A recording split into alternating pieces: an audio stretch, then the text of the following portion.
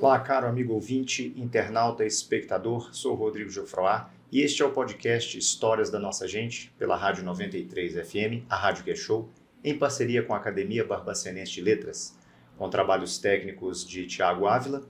Hoje nós vamos bater um papo com Gilberto Cardoso Ramos Júnior, o Dr. Gilberto.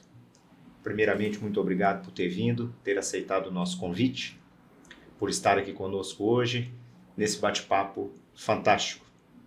Boa tarde, professor. Boa tarde a todos. A alegria toda minha de estar aqui. É um grande prazer estar aqui com a Rádio 93 e com a Academia Barbacenense de Letras, que já é uma casa muito bem-quista por mim, por ter abraçado algumas causas da minha vida, né? Coisas literárias que a gente deve abordar. Certamente. Estou muito contente de estar aqui, podendo passar algumas historinhas boas, né, para os nossos amigos que estão nos vendo aqui. Tá certo.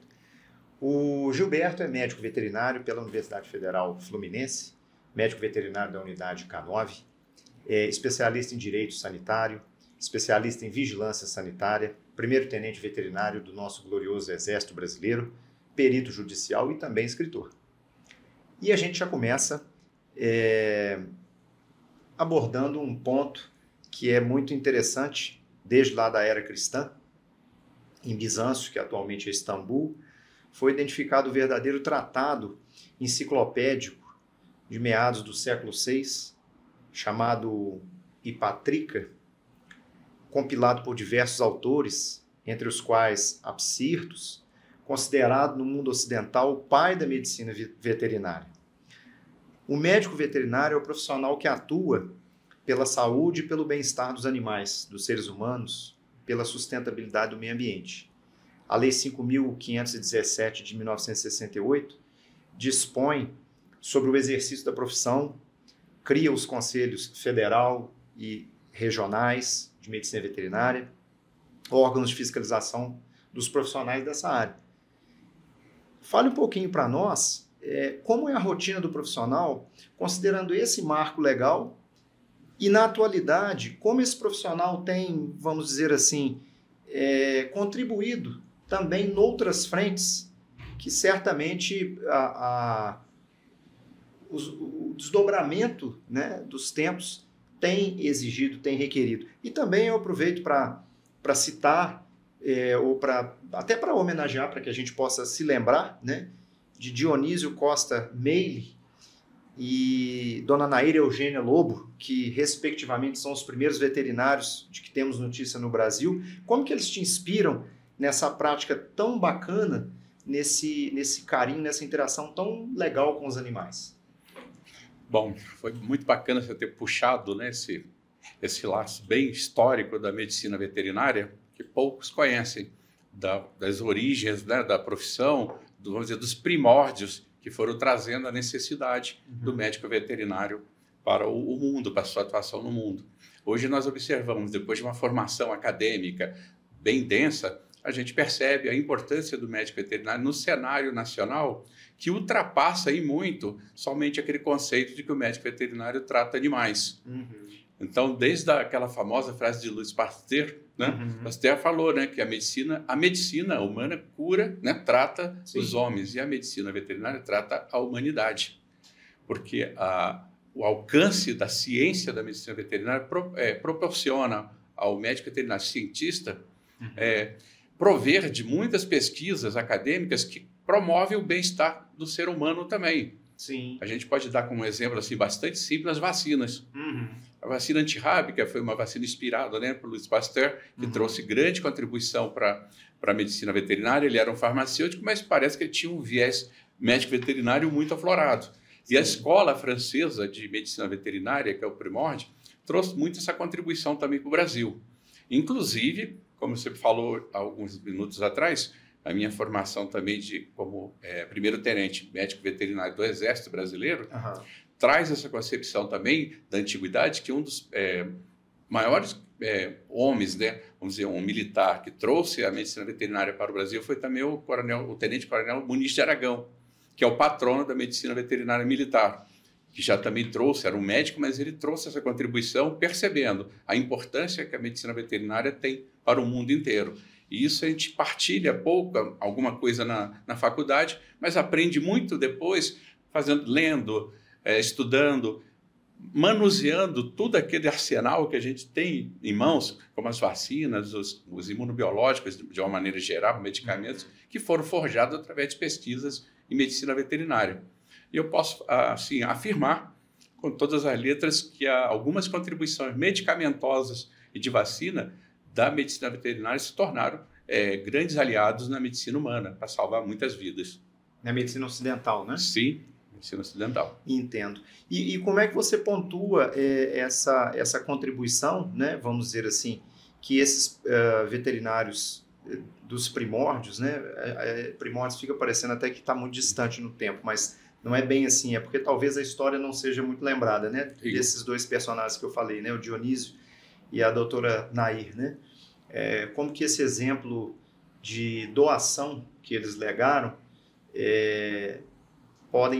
como que esses exemplos podem te inspirar na prática do dia a dia? Pelo menos para mim, né, na minha formação acadêmica, saber que alguns valores de alguns cientistas foram voltados para o bem-estar, tanto animal quanto do humano, isso é muito inspirador. Sim. Isso traz para a gente também uma consciência de que todo médico veterinário, vou falar todas, talvez cidadão, tenha essa consciência de contribuir de alguma maneira para a evolução do ser humano ou para a evolução também dos animais. A gente cita como a evolução genética de raças de animais que fornecem alimentos para o mundo. Isso desenvolveu muito. Nós temos muitos exemplos de pesquisas que trouxeram com maior intensidade a produção de carne, né, de proteína. Vamos falar mais amplo, né? Sim, a produção de proteína animal. E quando a gente fala, às vezes, da produção animal, muitas pessoas acham assim, muito duro falar que alguns animais, né, vão ser abatidos ou vão passar por processos, né, muitos falam dolorosos e muitos mitos, né, sobre essa questão. Mas hoje já há processos de abatimento, digamos assim, mais adequados a menos sofrimento, né? Com câmaras especiais, luzes que podem relaxar determinadas espécies, né? E processos que sejam menos dolorosos, né? Que façam com que eles não demorem muito para poder fazer né? Para passar por essa etapa, né? Sim. Vamos dizer, o manejo desses animais que são destinados à produção de proteína evoluiu bastante, trazendo em algumas situações mais conforto para o animal criado para essa finalidade, até desde a sua origem nas fazendas, nas granjas, até o transporte, tentando minimizar esse sofrimento também, esse estresse, e na hora do abate também, que o médico veterinário precisa acompanhar todo esse processo, né, na produção de alimentos. Nós temos cadeiras, né, da faculdade que acompanham isso, produção de carne, produção de ovos, leite e derivados, que a gente chama da parte a matéria nossa de produção, né? Produção de proteína. Sim. Então, é uma coisa que a gente já vem percebendo que evolui essa técnica, para que se tenha realmente não só uma percepção física ou ideológica, mas que seja perceptível ao olho, que esses métodos vêm melhorando qualitativamente ao longo do tempo.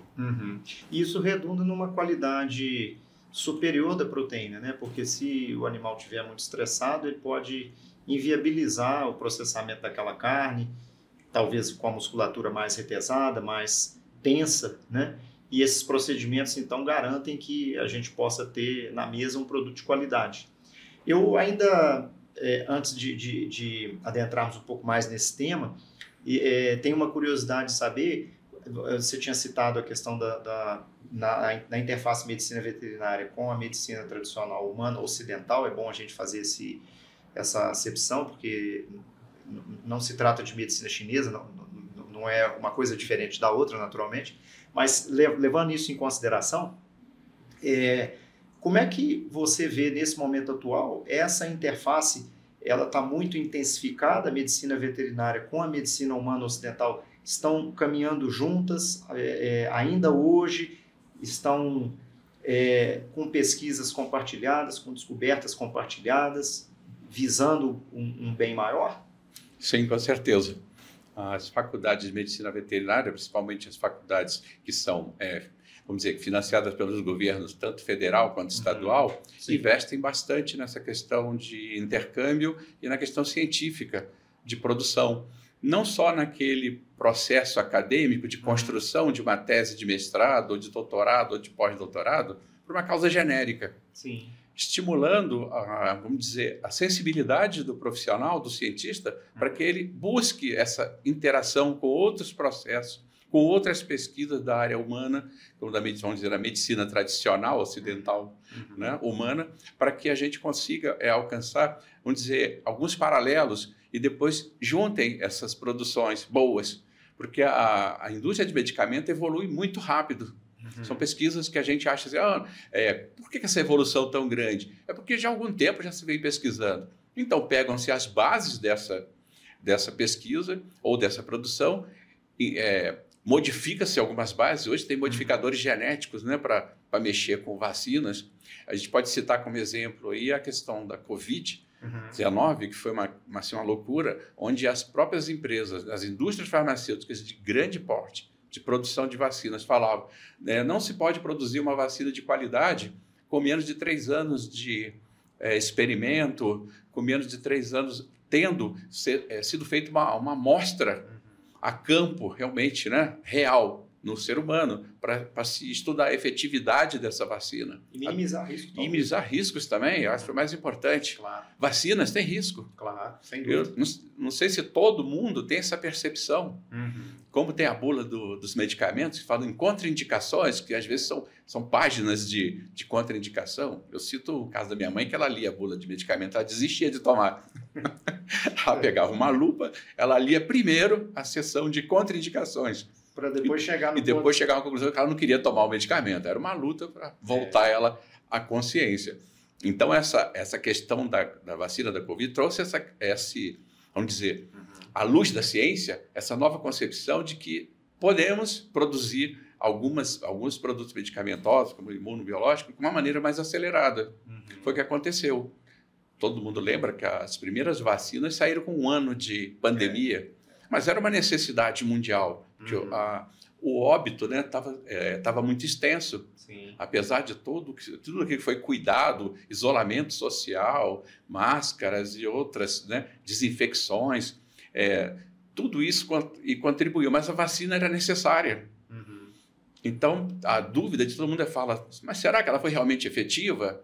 Sim. Qual foi o tempo, qual foi a base em que ela foi usada, de onde que saiu toda aquela rapidez em se produzir? Porque a gente lembra que começou com a Sputnik, começou da Rússia, né? Começou a falar que seria a primeira, mas depois teve quase que uma corrida, né, das indústrias se movimentaram com investimentos assim bilionários, né, bilhões de dólares, até que saiu a primeira vacina. Sim. Que realmente teve um sucesso.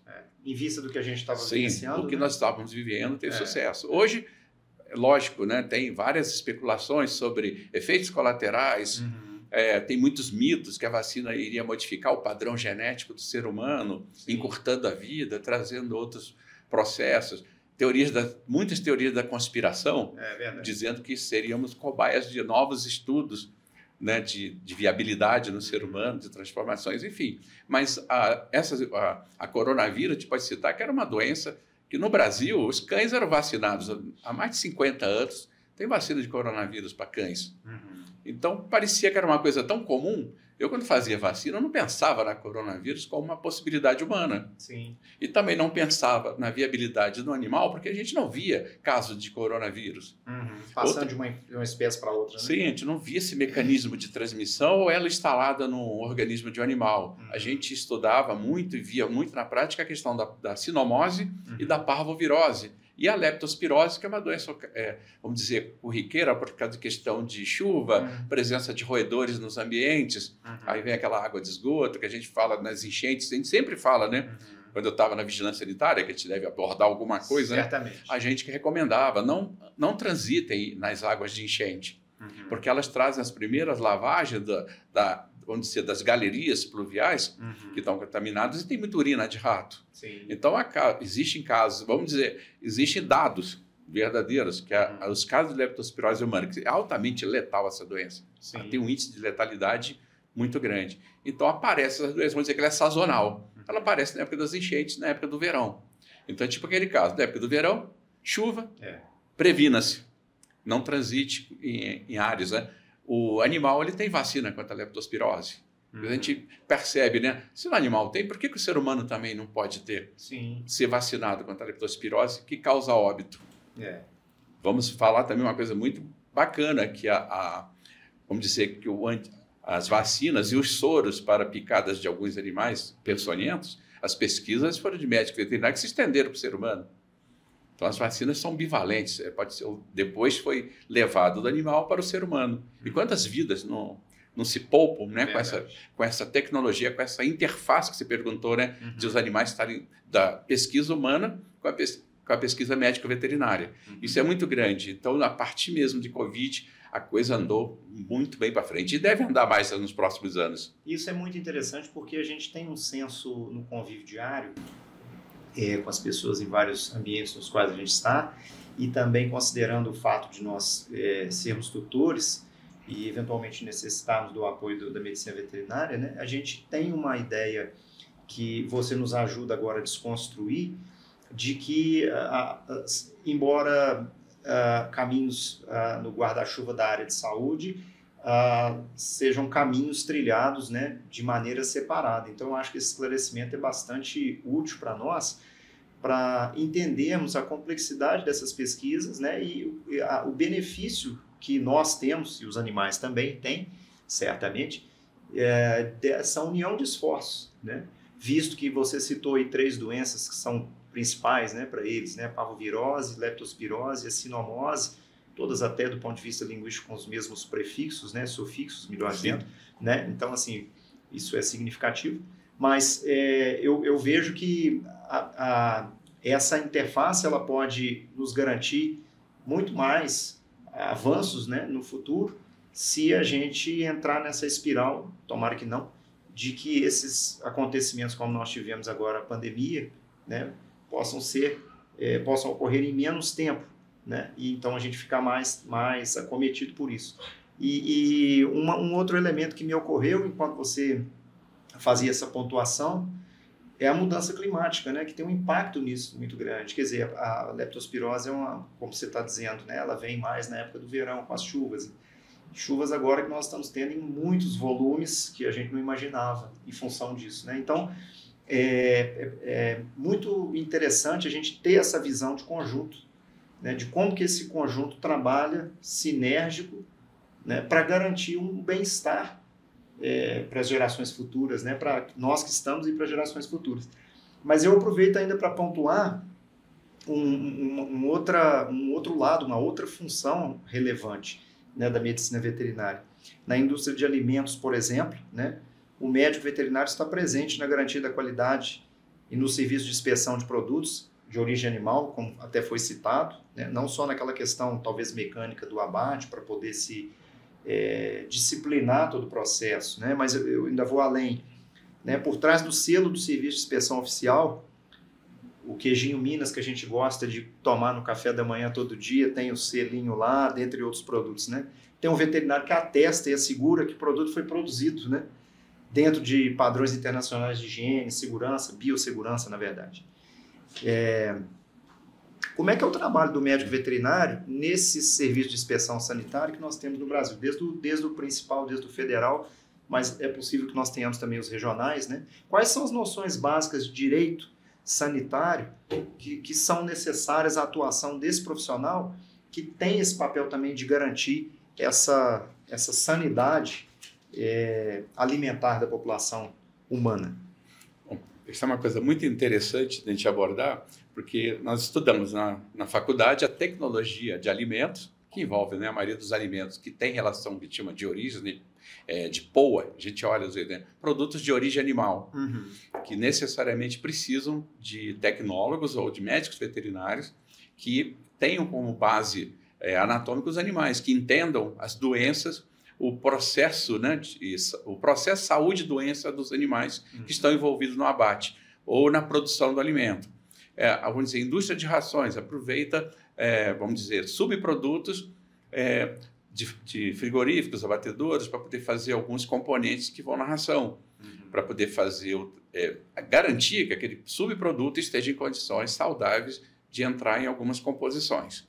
Então, a tecnologia de alimentos, vamos dizer, de carne, ovos, frango, todos os derivados, mel. Então, é muito importante a presença desse técnico médico veterinário que aprendeu na sua especialização a como lidar com esses ali, como produzir, como chefiar um processo de produção e observar, certo? Outro, no contraponto, existem os médicos veterinários da inspeção sanitária de alimentos. É uma área à parte. É uma área à parte. Então, vamos dizer que não é médico não é colega contra colega. Sim. É colega ajudando um colega numa produção, garantindo a inspeção sanitária de alimentos por médicos veterinários, que são ou são municipais, ou estaduais, ou federais, dependendo do nível, né, vamos dizer, do porte da empresa que solicita. Sim. É muito comum a gente ver aquele selo CIF, Serviço de Inspeção Federal, o SIM, Serviço de Inspeção Municipal, e o Serviço de Inspeção, vamos dizer, estadual. Então, todo mundo olha ali, né? Virou uma febre no auge da vigilância sanitária, todo mundo olhar esses selos. Sim. E quando não ouvia, aí ligava para a vigilância, ligava para o Estado para falar, uma ouvidoria, falar, olha, esse produto parece que não tem origem. Então ficava aqueles produtos estigmatizados com produtos fabricados caseiramente, assim, sem o crivo de uma inspeção.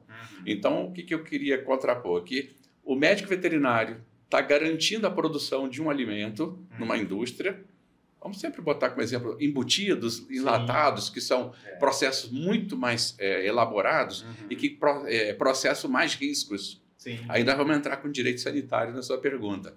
E na outra ponta está a inspeção sanitária desse alimento, onde vai ter um outro médico veterinário que estudou uma outra área, que é a área da fiscalização sanitária de alimentos, que vai perceber que vai pegar os alimentos que possam ter, durante o processo de fabricação, possam ter saído um pouco do padrão. Existe um padrão sanitário, tem o Códex Alimentários, que faz toda essa parte, diz qual é o mínimo de composição que os alimentos devem ter.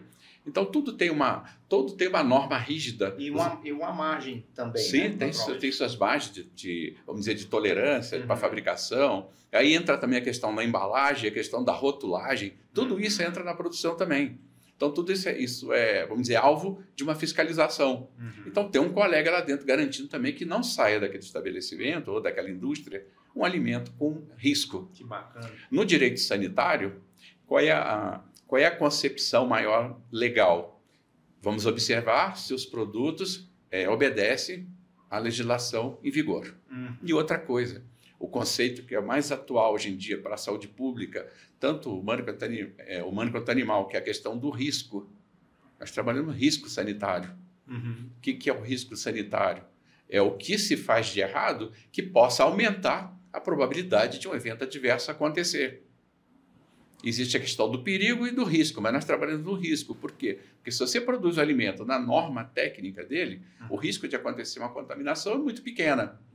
Pode ser que não afete nada o ser humano. Mas quando a margem, vamos dizer, de uma má orientação, a gente chama, entre aspas, né, dentro de uma indústria, não, isso aqui não faz mal, vamos aproveitar esse alimento, vamos aproveitar esse subproduto que fuja um pouquinho da norma, então você aumenta essa margem de risco. Aí, e às vezes a pessoa sabe, aí começa o problema. Às vezes, intencionalmente, existe essa questão do dolo. Sim, e verdade. Daquilo que não é intencional. Mas como é que você avalia isso? Aí tem a questão da análise do conjunto da produção. Essa produção é de alto, baixo, médio risco. Então, tem alguém que interpreta isso. Existe complementos, existem nutricionistas, engenheiros de alimento, e outros profissionais que também vão somando a atuação do médico veterinário para que esse risco apresente muito baixo. Sim. Que falar que alguma coisa não tem risco não faz sentido. Parece ser uma coisa muito engessada. Parece um extremo muito grande. Exato. Não é? Ou não tem risco nenhum, ou vai ter um risco total. Eu não acho que seja uma avaliação muito interessante. E falar, não, mas isso aqui é um risco médio. Então, o risco médio já é um risco grande. Então, a princípio, a gente tem que minimizar muito os riscos. Isso se avalia nesse conjunto da produção do alimento, da metodologia de produção, que acompanha normas rígidas de produção. Vamos dizer, no caso da inspeção sanitária animal, tem o Ministério da Agricultura, que define, né, todas essas normas e fiscaliza com bastante rigor. Então, dentro de um abatedor ou de uma indústria de alimentos de origem animal, tem vamos dizer assim, um setor da fiscalização federal ou da estadual. Ele é um membro, ele é um membro sem ter vínculo com a empresa. Ele está ali a serviço do governo federal, garantindo a segurança do alimento. Sim. Então, aquele médico veterinário não tem vínculo nenhum empregatício com a empresa, sim. E sim tem um compromisso com a população. Isso é até interessante porque você pode criar uma figura mais imparcial, né? Sim.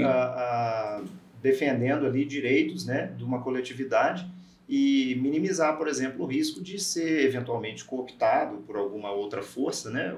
Mesmo alguma influência da própria instituição, né, na qual ele está fazendo o trabalho. Você me lembra de uma situação assim interessante.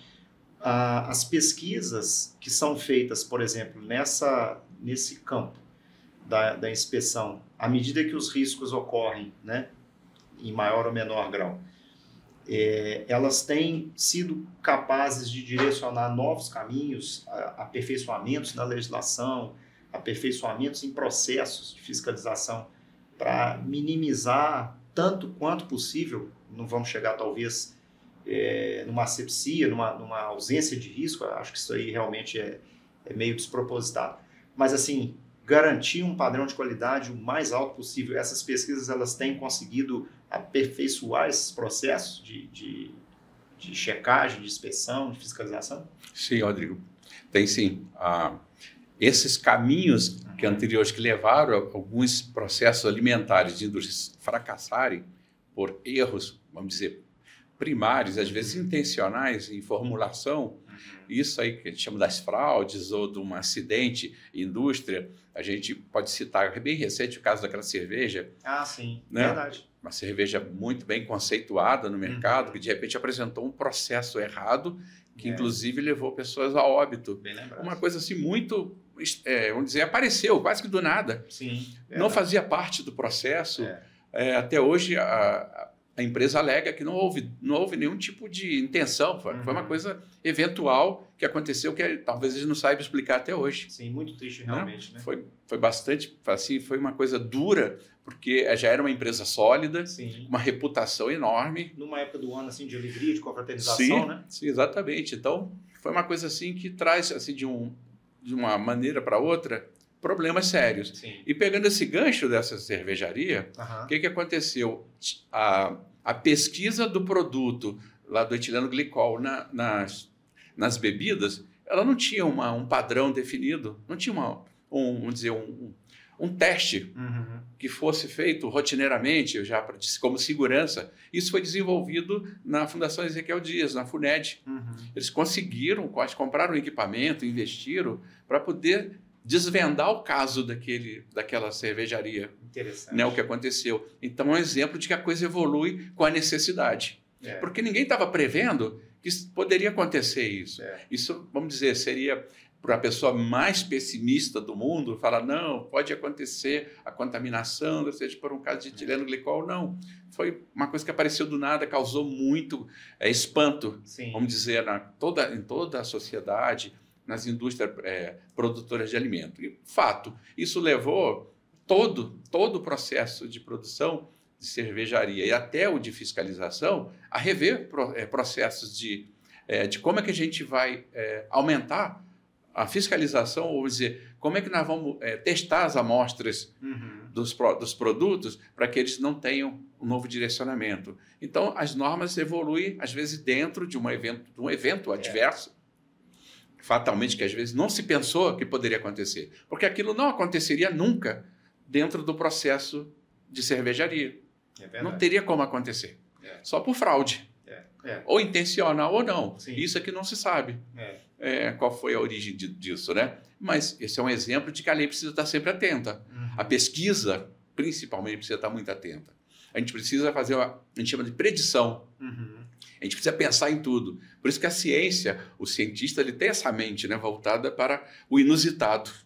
É verdade. E trabalhar. Se alguns anos atrás um cientista apresentasse uma tese dessa, fala, não, isso aí não, porque não acontece. Vamos dizer que só se um acidente muito, né, um incidente assim, muito extraordinário, mas aconteceu. Aí a consciência vem à tona. Não, precisamos de um mecanismo para prevenir isso ou para testar, para que não aconteça.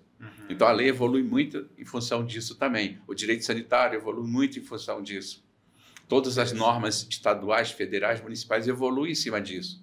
Que, vamos dizer, o ramo de bebida alcoólica, ele praticamente não passa pelo crivo das municipalidades, porque são indústrias que precisam de porte maior, uma fiscalização mais especializada. Entendi. Então, antigamente, o Ministério da Agricultura não partilhava, não autorizava muito essas coisas em pequena escala. Aí a gente fala, mas aí o produtor pequeno sempre faz aquelas coisas, fala, não, é só porque nós somos pequenininhos, apoiam as empresas grandes. Não, às vezes tem um sentido de segurança alimentar. A gente não pensa por esse lado, né? A gente não pensa às vezes, diminui o risco, que pode acontecer. Sim. Quanto menor, quanto menos, vamos dizer, bacana o processo, ou mais técnico o processo, ele pode trazer... Os riscos vão sempre oscilar nessa questão. Muito bem produzido, um risco menor. Uma produção sem muito direcionamento ou sem muito conhecimento técnico pode ter tudo para dar um problema.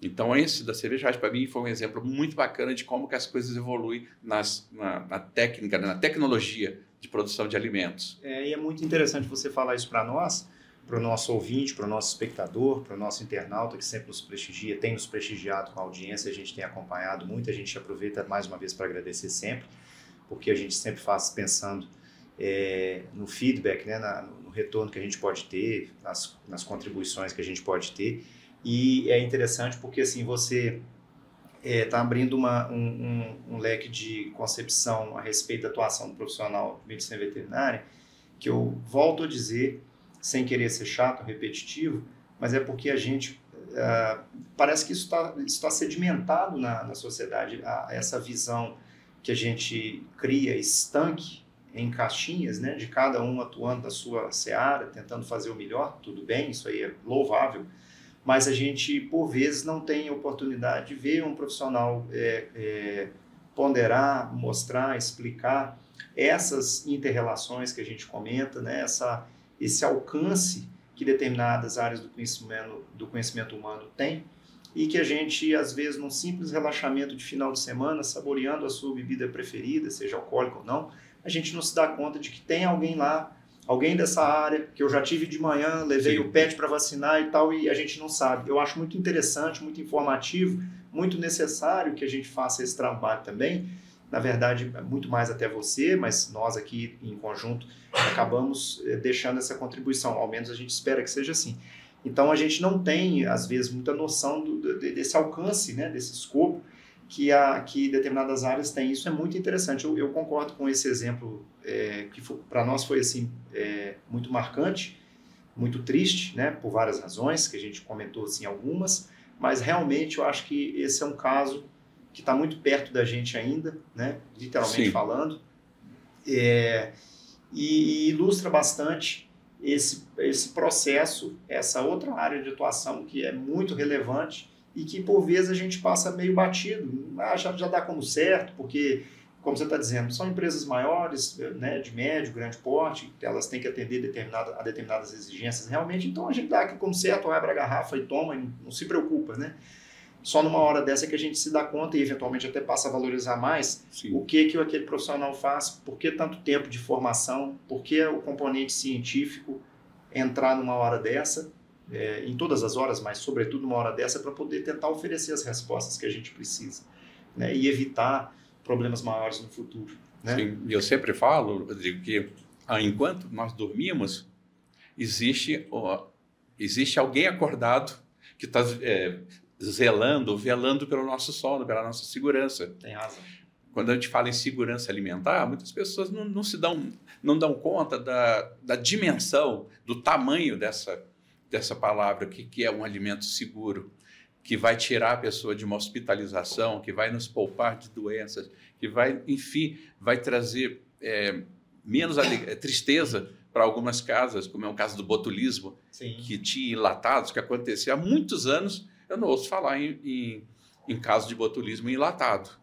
Mas eu lembro quando eu era adolescente, ou quase terminando a adolescência, um caso emblemático também, se eu me recordo, foi em Santa Catarina, no Paraná, tinha um patezinho, tinha muito daqueles patezinhos em lata, pequenininho, eu aprecio muito, né? Sim. Aquele de fígado, eu gosto demais. Então era o meu presente. Por causa de um erro de tecnologia, ficou uma bolha de ar no produto. E essa bolha de ar foi suficiente para colonizar a bactéria do botulismo, o Clostridium botulino, que é uma bactéria extremamente letal. Ela causa um estrago. Vamos dizer que ela é parente de gênero do próprio, vamos dizer, tem um botulismo e outra doença que é muito semelhante no ser humano é o tétano, o Clostridium tetani, que também parte do risco do Clostridium tetani, do tétano, vem das fezes do cavalo. Sim. Essa bactéria, ela está presente vamos dizer, na flora intestinal normal do cavalo, só que numa forma... Como um mecanismo de regulagem, sim, né? Só que numa forma, quer dizer, como é uma bactéria ali, não está esporulada ainda, então ela está protegida de qualquer maneira. Mas no meio ambiente, ela pode causar esse problema. Bom que temos vacina para tétano, que é uma vacina muito importante. Quem olhar agora aí, viu? Você que está nos assistindo, pega sua carteirinha de vacina, vamos olhar se o tétano está em dia. Ela aparece do nada, você espeta seu dedo, ou você andando de bicicleta, a gente anda em trilhas, né? É verdade. A gente dá aquela ralada bacana, né? De joelho, chega... Fica exposto. Sorte que não tem mais o mertiolate, né? Senão ninguém caía. O mertiolate evitava queda. Meu Deus, ninguém queria. Ninguém queria cair para não usar mertiolate. Ninguém merece. Mas como hoje não arde, então o pessoal tem. Mas é um alerta sobre a questão do tétano. Sim. Então esteja vacinado. E a gente falou de risco. O risco é exatamente isso. É você antecipar. Você sabe que o risco está presente, então você antecipa. Qual é a medida? Qual é o antídoto para esse risco? Vacina? Então eu vou vacinar. Então a gente tem que ter muito essa consciência, olhar a nossa carteirinha. A das nossas crianças, as carteirinhas parecem aquele álbum de figurinha, né? Carimbado, né? Que tem a figurinha difícil, né? Aquela que vale mais. Cara, é um show carteira de vacina de criança. É mesmo. Até, vou dizer que a saúde pública, nesse ponto, é impecável. Porque além deles cobrarem a presença dos pais, né, na questão da vacina, os postos de saúde, quem atende, também falam, seu filho está sem essa vacina aqui. É verdade. Já vamos providenciar. Então não adianta. Não fujam dessas questões. Isso aí é questão de vida ou morte. Você tem razão. E eu pego uma carona nessas viagens todas dessas várias estradas que a profissão tem e nos garante, né? Assim, a gente fica seguro, a gente fica tranquilo. E eu achei essa fala assim, muito singela e muito profunda, né? De ter sempre alguém que zela por nós, né? E muitas vezes a gente não sabe. Então, não se dá muito conta, né? De como que é essa zeladoria, vamos dizer assim, né? Então, por isso que hoje a gente também enxerga uma dimensão bacana do que a gente está fazendo aqui, né? A gente está querendo que as pessoas contribuam com as suas histórias, as histórias da nossa gente, né? Mas também tem emergindo dessas histórias muitas informações interessantes que às vezes a gente desconhece no dia a dia corrido ou se esquece mesmo, naturalmente, né? E mais uma vez, para poder enaltecer, né, a medicina veterinária, a própria palavra, que tem uma origem romana muito interessante, tendo o significado de medicina aplicada a cavalos militares, o veterano, né? Mais tarde foi ampliada para outros animais, como a famosa ars veterinária do latim, né? Considerando aí, então, o sentido mais amplo, a medicina dos animais. Mas ainda nesse tema militar do veterano, né? Você que passou pelo nosso glorioso Exército de Caxias, o Exército Brasileiro, maravilhoso. O patrono, inclusive, é o Tenente Coronel Baiano, né? João Muniz Barreto de Aragão, você comentou agora, né? Falecido em 1922, uma época bastante emblemática também para o Brasil, né? Mas a arma de cavalaria, né, é considerada a segunda arma mais antiga, né, do Exército. Foi criada depois da infantaria. E é registrada lá nos assírios, 2000 anos antes de Cristo, tem uma série de informações a respeito disso, né? Sobreviveu com a sua vertente hipomóvel, né? utilizando cavalos até a Segunda Guerra Mundial. Muitos exércitos ainda utilizavam naquele momento, o exército polonês, por exemplo. Alguns animais ficaram famosos, né? Os cavalos ficaram famosos, reconhecidíssimos, né? O Garanhão Vizir, de Napoleão Bonaparte, por exemplo, está lá embalsamado no Museu das Forças Armadas, né? em Paris. Ou então os incitatus, né? Do latim, vamos dizer assim, o cavalo do imperador Calígula, né? Que foi nomeado senador. Então, são figuras, né? São lendas também, acabam, né? Existiram, mas acabam se tornando lendas que a gente cultua e são interessantes da gente entender. Mas eu quero voltar à questão, né? Ou agora encaminhar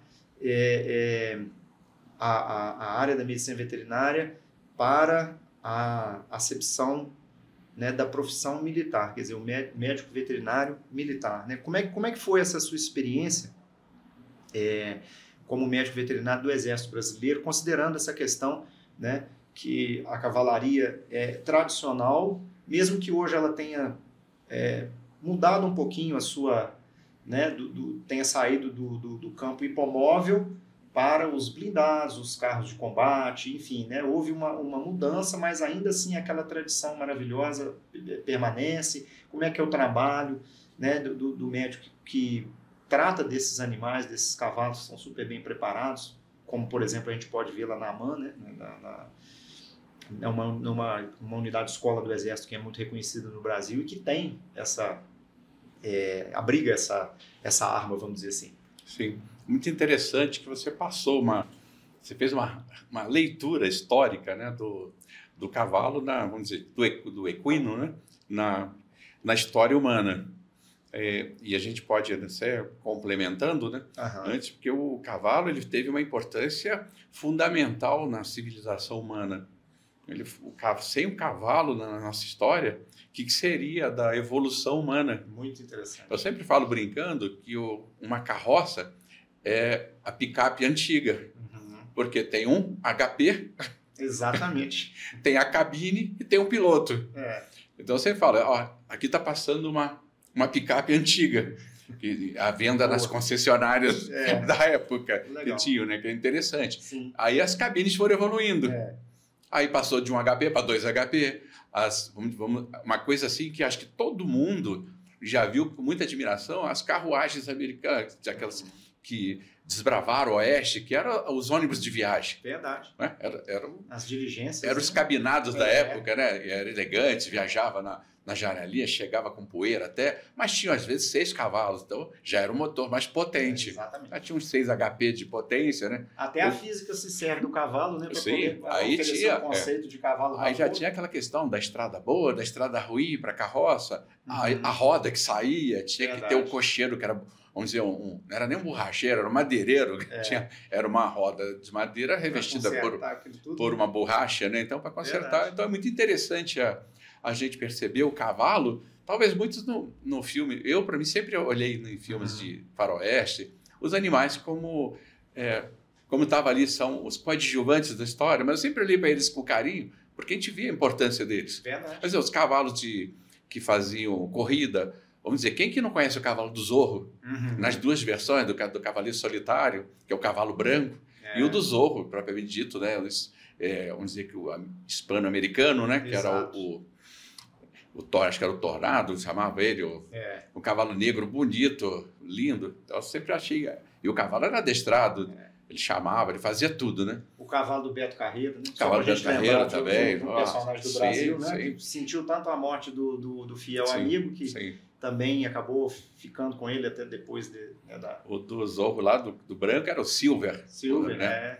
Eu não lembro se o do Zorro de capa preta era o Tornado, outro nome, que não me foge a memória. Mas a gente foi vendo que o cavalo foi acompanhando a história do ser humano. E nas guerras foi talvez onde a utilização dele era mais sistemática, era mais estudada. Vamos lembrar Roma, vamos dar um voltinho para Roma, as bigas, as corridas das bigas. Bem lembrado. No Ben-Hur, tem uma cena fantástica e épica, da corrida da biga, roda com roda. Exatamente. Aí já tinha aqueles truques, parece do Dick Vigarista, que tinha umas lâminas para derrubar a roda do colega, né? Então é muito interessante a gente ver que teve essas disputas, né? E evoluindo, o cavalo presente na guerra de lança, naquela guerra raiz da espada, né? do sabre, corpo a corpo. Então ali o cavalo ele já era um animal que se impunha. Porque muitas batalhas foram decididas por questão de uma estruturação melhor da cavalaria, vamos dizer, né? De onde vem toda essa concepção. E Guerra do Paraguai veio, onde os cavalos também tinham muita importância. E depois com os canhões, a artilharia, ela se valeu, onde a artilharia de campanha, na época, né? Que ainda não tinha a questão da artilharia de costa, onde eu servi também, né? No exército. Então, essas artilharia de campanha também o cavalo levava no seu lombo aquela carga pesada de toneladas de ferro fundido ali para guerreiro, né? O tubo do canhão, que é uma coisa que as pessoas talvez não imaginem o peso que é aquilo, mesmo do antigo. Eles levavam as peças, montavam para fazer os disparos de artilharia. Então o cavalo sempre ali presente. Quando eu entrei no Exército Brasileiro, o cavalo já não tinha mais essa necessidade do cavalo como animal de tropa, de guerra, de presença física no campo de batalha. Ele era um animal de exibição, treinamento para os futuros oficiais, para os cadetes. Eu lembro lá, tinha acho que 293 cavalos na época que eu cheguei na Academia Militar, das Agulha Negra em Resende, em 1987. Sim. Era um sonho meu ser oficial do Exército. E eu queria ser oficial médico veterinário. Que legal. Era um sonho que eu tinha na faculdade. Quando eu entrei, estava fechado o quadro. Eu falei, não é possível, vai abrir, eu sou sortudo. De vez em quando eles fecham mesmo nas forças. Né? Fecharam, eles tinham extinguido, estava extinto o quadro de medicina veterinária. Só tinha os veterinários antigos, já tinham muitos coronéis, já tinha tido generais, eu conheci generais médicos veterinários. Eles chegavam ao generalato. Então era uma carreira ali dentro do Exército muito prestigiada com a medicina, porque toda carreira daquela curso que forma generais é muito, né? Ela é muito badalada, né? Ela é importante. Então, quando eu cheguei, o cavalo já era um cavalo de esporte, esporte e lazer. Era para montaria do oficial de cavalaria. Às vezes tinha curso de equitação dentro da academia, que é uma área muito grande. E a gente tem que tratar. Então, quando eu cheguei na mão, eu tive uma sorte que eu já estava tratando cavalos na Sociedade Hípica Brasileira, no Rio de Janeiro. Eu tinha umas passagens pelo Jockey Club também, mas a clínica de cavalos eu aprendi como estagiário na Sociedade Hípica. E cheguei já bem afiado no cavalo. Então, assim, foi muito bem, passei bem, né? Ampliei meu campo de profissional. Mas lá no Exército Brasileiro, principalmente na Academia Militar, que é a Escola de Formação de Futuros Oficiais, ela é muito grande. Então, lá gira em torno de 5 mil pessoas, é igual uma força-tarefa.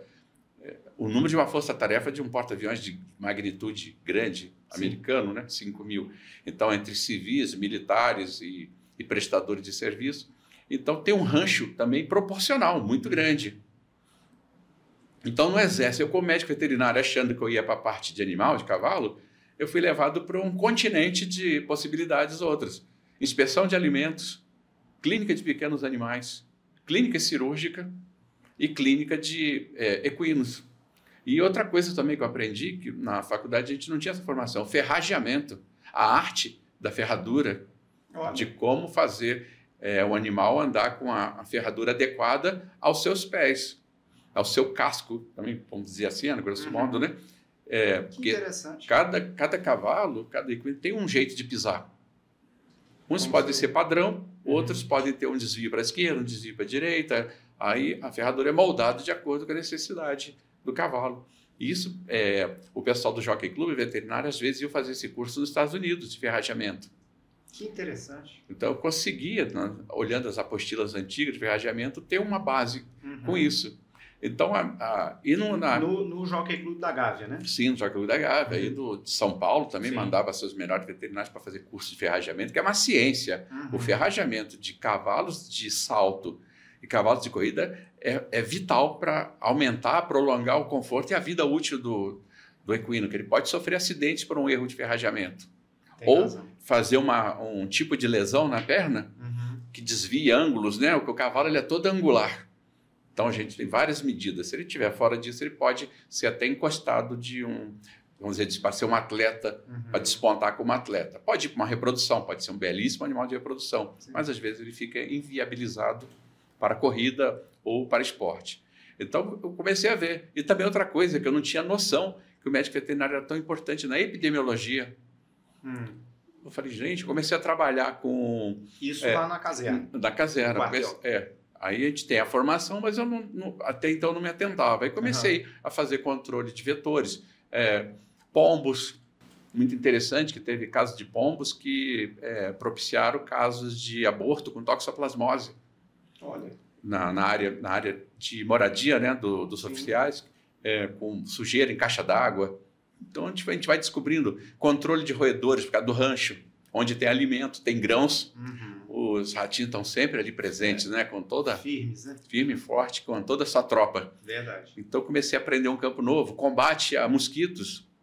Aí na época a questão de malária, aí vamos dizer que a dengue ainda não estava não se conhecia muito bem essa questão da dengue ainda, isso veio depois. Então a gente passava aquelas máquinas de fumacê na academia militar. Para quê? Era para controlar o índice de infestação de mosquitos e com isso, sem querer, a gente controlava doenças também, sem ainda eu ter essa noção. Então a gente regulava as máquinas, indicava qual a melhor máquina de fumacê. Isso depois foi estendido até para a cidade também.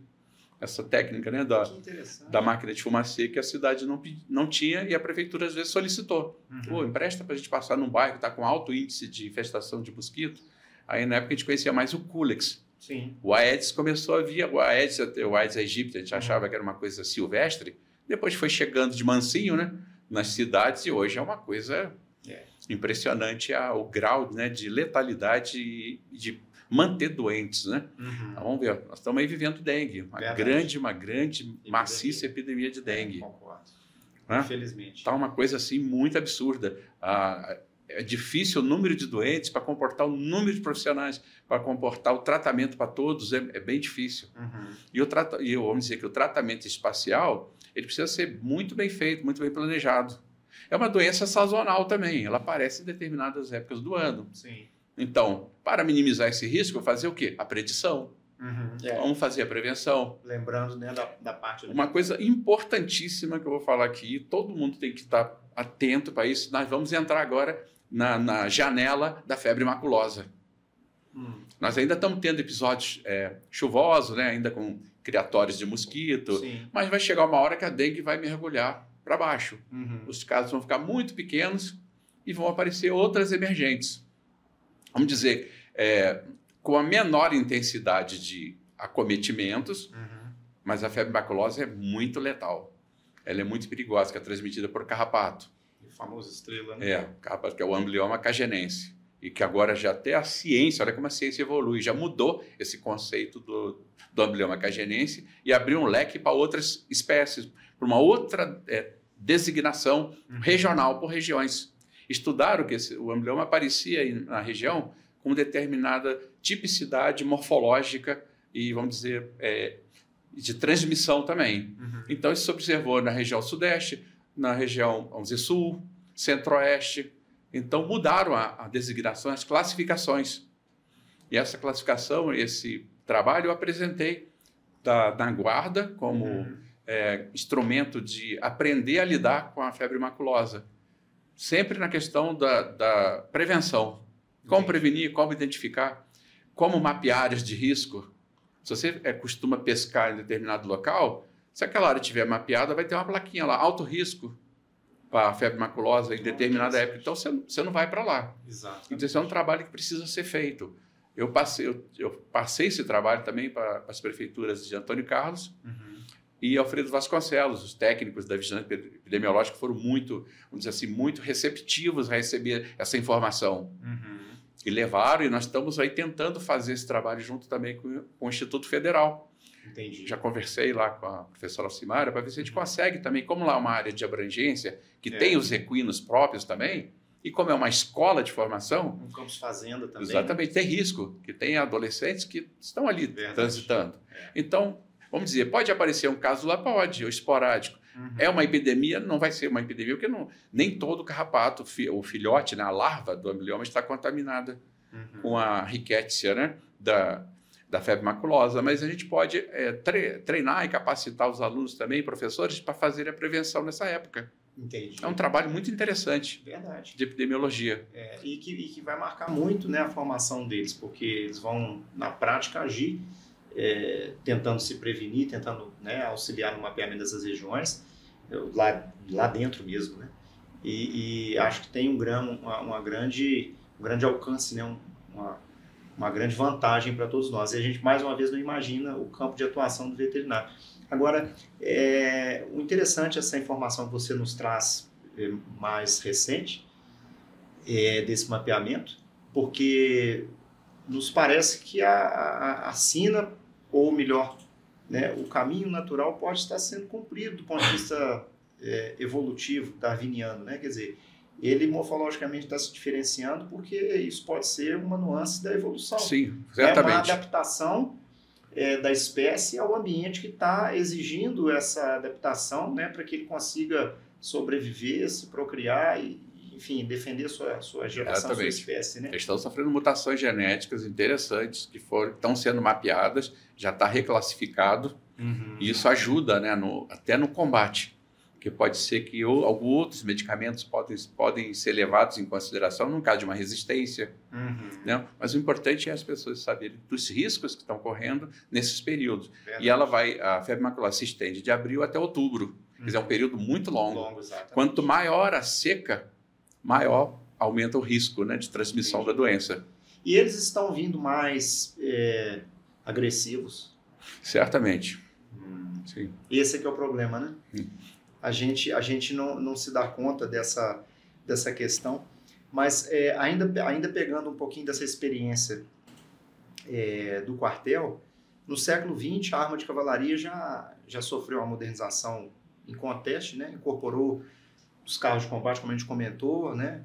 Então a face hipomóvel ficou um pouquinho mais no glamour, né? A gente podia até lembrar aqui dos Dragões da Independência, por exemplo, citar o caso. Que são tão imponentes. É uma tropa que reproduz hoje o que eles eram na prática antigamente, com os uniformes e os seus animais. Então hoje virou, também eles servem para apresentações, desfiles cívicos. O cavalo é uma história importante no Exército Brasileiro. Então ele talvez seja parceiro para sempre. Nas solenidades, nunca falte. Escoltas presidenciais são feitas com cavalos. E sempre com aquele garbo, né? Não apenas o marcial, mas o próprio garbo do animal. Sim. Né? Que é o que a gente remonta, né? Aquela tradição clássica, né? Mesmo de quando a arma foi criada. Mas era nesse sentido que eu queria comentar com você. Também a questão do policiamento urbano, que ainda é feito, né, por cavalos em algumas ocasiões, são animais super bem tratados, que é pelo que a gente vê. A gente pode citar São Paulo, que faz uma polícia militar, e Nova York também, né? Exatamente. Patrulhas com muito orgulho, com cavalos belíssimos, patrulha a cidade também. E aí, nesse contexto, a gente tem um conceito muito legal da saúde única, né? Que é a saúde animal, a saúde humana, a saúde ambiental, quer dizer, são três polos que estão ligados a um único conceito, né, que que eu reputo como de sanidade mais completa, mais dilatada, que tem um alcance maior. Como é que esse conceito se encaixa, né, na expansão da medicina veterinária que a gente vê hoje e que está sendo bem didaticamente delineada por você aqui? Bom, esse é um questionamento, uma pergunta muito importante, muito interessante. O conceito de saúde única, ele já deveria ter sido há muito tempo implementado. Que nós trabalhamos com caixinhas na saúde. Não é? Vigilância sanitária é uma caixa, epidemiologia é uma caixinha. Aí vai sendo algumas doenças, né? Saúde, vamos dizer, saúde mental, cada um na sua caixinha. O conceito de saúde única, ele envolve os elementos que têm tudo a ver no contexto. Não existe uma febre maculosa sem o meio ambiente. Onde que a gente pode imaginar que o meio ambiente não interfere na febre maculosa? Interfere muito. Não só nela, esse é um exemplo único entre milhares que a gente pode perceber. A preservação de um determinado ecossistema vamos falar logo do desmatamento, a gente entrar bem de sola no assunto, isso modifica o campo de transmissão e de controle de determinadas doenças. O animal vive em equilíbrio, em dinâmica. Às vezes o mosquito que transmite a malária, ele tem o animal, que é vamos dizer, a primeira instância que ele vai picar. Então, quando você traz para um local de mata, onde essas doenças estão controladas naturalmente, por isso que a gente usa o termo desequilíbrio, né? Vamos dizer, uma desarmonização do ambiente. Então, o ser humano ele é colocado dentro de uma área e sem saber que aquela área é uma área de risco intensa, imensa. Todo aquele ecossistema desequilibrado vai convergir para, vamos dizer, para aquele perímetro urbano ali que eles fizeram, ou de moradia, trazendo consequências nefastas. A febre amarela é um flagelo na região, né, norte, somente em matas. A sorte dela é que existem, são 3 tipos diferentes, ou mais grave, ou menos grave, mas tem adolescentes, vamos dizer, 16 anos, que já tiveram 20 episódios de malária. A gente fala, meu Deus, como é que aguenta? E o fígado, ele é extremamente lesionado com cada episódio de malária. Então, pode ser que a pessoa escape da doença, mas vai ter um comprometimento hepático gigantesco, como se tivesse tido uma hepatite. Ou até evoluir para uma cirrose. Exatamente.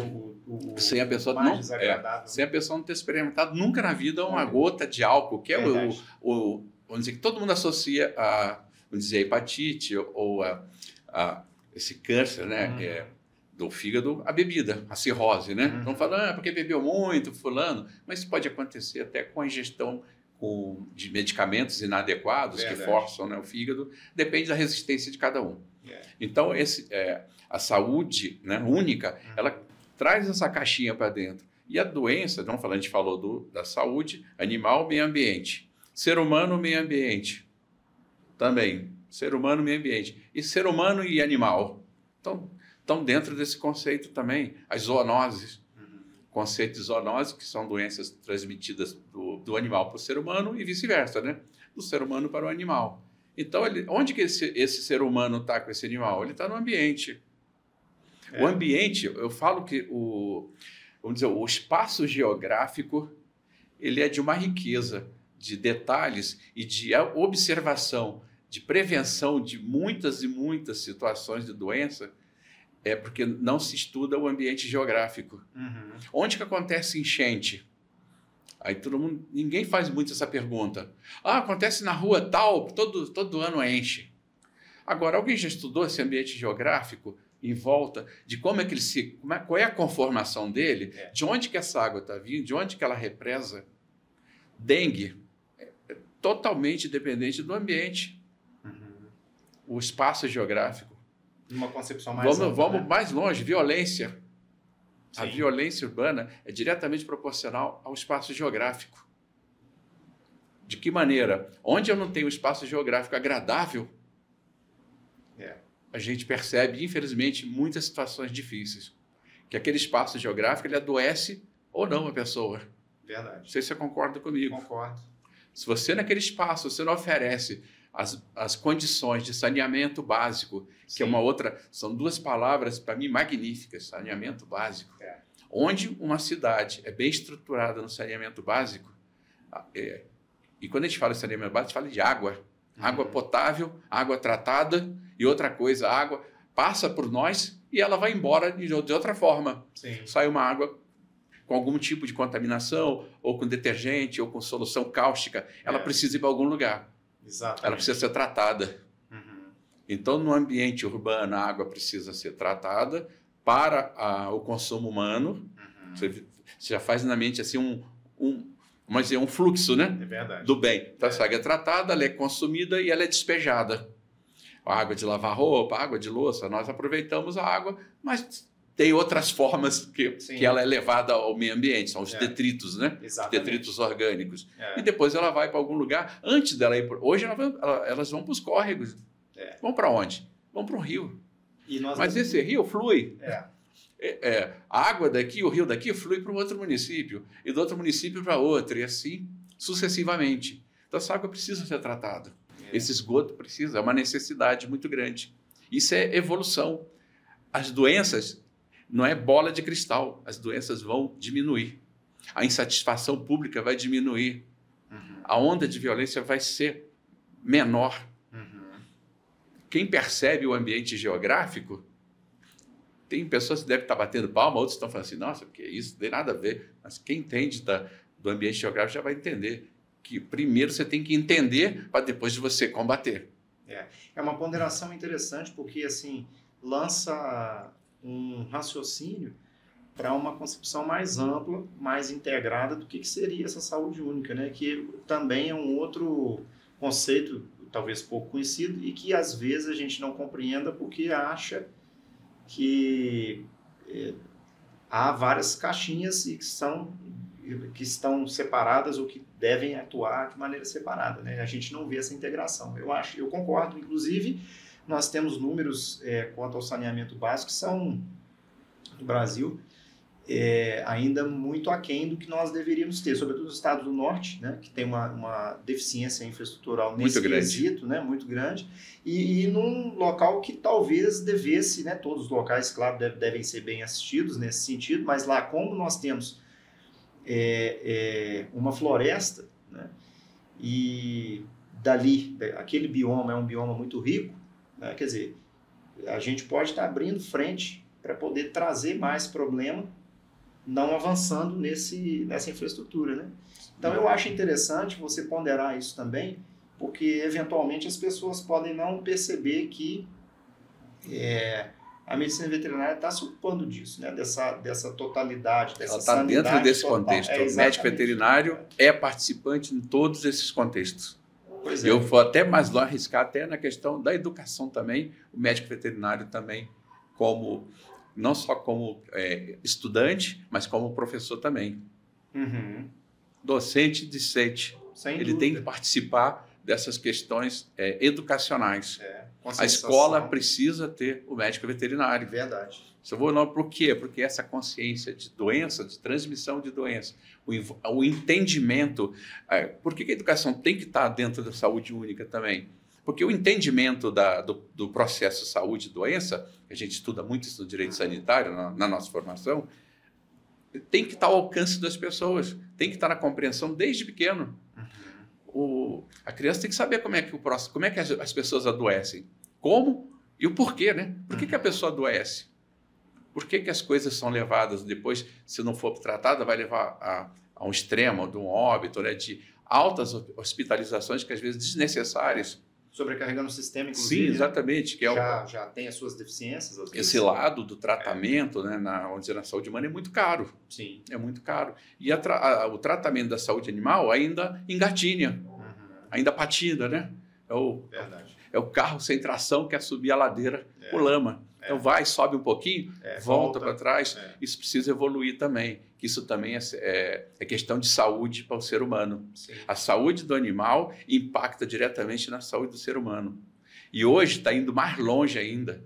Hoje o animal impacta na saúde mental do seu tutor. Hoje, tutores ou crianças se beneficiam da companhia dos animais. Vamos pegar o ganchinho, daqui a pouco você vai para o lado da sinoterapia. Sim. Da terapia com animais. O ser humano, o cão hoje, ele trata o ser humano. Por que não investir nisso? Porque não precisa vacinar, não precisa dar uma vacina, não precisa dar um remédio. Tem muitas pessoas hoje com questões de depressão, solitária, síndrome do pânico, por solidão, por excesso, né, de barulho na sociedade, por condições muito desumanas às vezes. Então o animal ele entra ali como, vamos falar uma palavra bonita, refrigério, né? Sim. Nessa relação. Então também ele está nessa concepção. E às vezes é mais em conta você trabalhar uma terapia dessa do que você custear toda uma rede de suporte que vai talvez se arrastar por longos anos, muito em função cara, das patologias, né? Custo altíssimo. Custo alto. E esse custo ele é rateado pelo contribuinte, não há dúvida disso, né? E não tem muita dificuldade de você implementar essas questões, vamos dizer, bairro a bairro, ou numa concepção total. Vamos dizer, quem quiser implementar isso, custa pouco, não custa muito dinheiro. O que é mais importante é informar. Informar e formar aquela pessoa dentro do seu território geográfico sobre as condições que acontecem ali. Porque todos têm que contribuir. A gente tem que contribuir. durante um final de semana, é justo, é válido, é saudável você confraternizar. Nós somos, né? A gente faz nossas confraternizações, a gente vai para o churrasquinho, mas naquele espaço certo. de confraternizar na praça, pode estar tendo um evento esportivo, pode estar tendo aula sobre educação ambiental, responsabilidade em tratar seus animais, em acolher os animais. Então, tudo isso tem que andar junto. E não é difícil fazer, né? Não, nós andamos de braços separados, de mãos soltas, tratando interesses muito pontuais. Infelizmente, ainda, eu na minha carreira vejo isso há muitos anos. A gente tem que dar as mãos. A saúde única é um caminho, certamente. Eu gosto muito desse conceito. Quem gosta muito de defender isso é o meu amigo, que é colega de caserna, o Coronel Henrique. Sim. Foi colega meu, tenente na Academia Militar. Eu tenho preço por ele, ele tem muito apreço por mim também. Então, a gente sempre trabalhou essas questões da saúde como um corpo integrado. Eu não dissocio a dengue de uma construção de saneamento básico, né? Ali eu vou minimizar muita coisa. Eu vou tomar cuidado. Será que é só o meu vaso de planta que contribui para ter a dengue no local, naquele espaço geográfico gigantesco? Então, meu mosquito é muito importante. Pode ser? Pode, mas precisa ter uma amostragem muito grande para que haja a possibilidade da transmissão. Não são todos os mosquitos que estão com o vírus, né? Da febre amarela, da dengue. Então, não tem como. Então, a gente tem que pensar, né, também nessa parte. Mas é lógico, a gente não pode relaxar. Nós precisamos também contribuir. Sim. Cada um der o seu mínimo, igual eu falei, exemplo. Sábado, domingo, vamos para o futebol, vamos tomar um querosene, vamos para o samba, mas a educação ali, o lazer, está trazendo informação para as pessoas. E é mais fácil de a gente reter a mensagem e replicar numa situação distensa dessa, né? Bem diferente de você sentar e ouvir longamente uma exposição.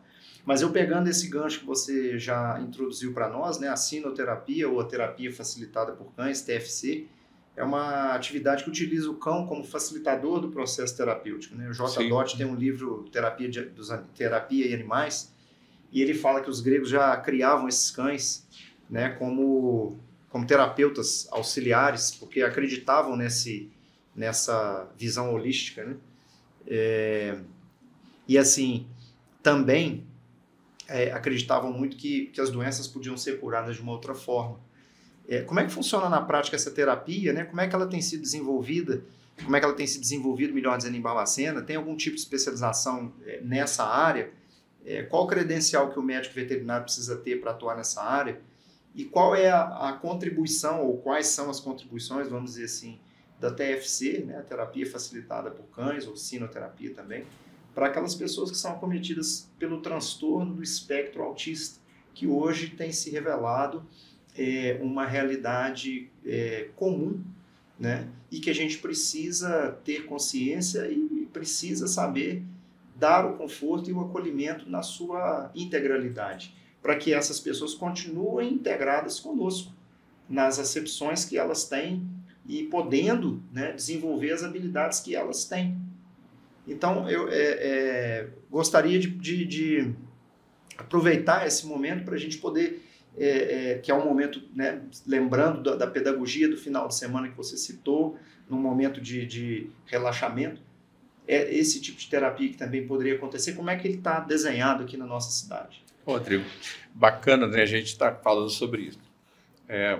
A minha profissão, a minha carreira, né, como médico veterinário, ela tem dois viés que andaram paralelos. O serviço público federal, eu tive nas 3 instâncias. Eu servi no público federal, estadual e municipal. Então, ao longo da minha carreira no serviço público, fazendo concurso nos municípios, depois contribuindo como gestor, né, coordenador, chefe em serviços de relevância maior, no caso de vigilância sanitária, montando. Eu sou do primórdio da vigilância sanitária. Vou dizer que eu comecei a carregar as primeiras latas, né, de areia, né, na construção da legislação, na construção da viabilidade no terreno prático. Da vigilância sanitária, o veterinário ele é varejista. Nas indústrias, ele está no atacado.